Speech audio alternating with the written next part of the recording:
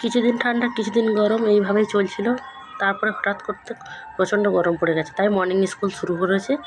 তার জন্য একটু সকাল সকাল উঠতে হচ্ছে, 6টায় ওর গাড়ি আসছে। ওকে স্কুলে পাঠিয়ে দিলাম, দিয়ে আমি এখানে ভাতটা বসিয়ে দিলাম। আজ ছিল 30শে রমজান, মানে শেষ রোজা। এখানে ডালের সঙ্গে আলুটাও দিয়ে দিয়েছি, যাতে গ্যাসের সাশ্রয়টা একটু ভালো হয়। ভাত হয়ে গেছে, হয়ে যেতে এখানে করলা আলু একসঙ্গে ভাজতে দিয়ে দিয়েছি। তারপরে এখানে মাছের তরকারি করে নিলাম। আজকে একটু রান্না করলাম বিবি ফাতেমার, জান্নাতি রানী বিবি ফাতেমার খাবার, কচুরলতি, ওটাও রান্না করলাম। দিয়ে ইফতারটা ঠিক করলাম। ইফতারে আজকে একটু লস্যি বানালাম। তারপরে এখানে এবার দোয়া করতে বসেছি। আবার পরে বছর যে বাঁচবে, যাকে আল্লাহ পাক রোজা রাখবেন। তারপরে এখানে ঈদের যেসব শপিং করেছিলাম সেসব একটু দেখিয়ে দিচ্ছি।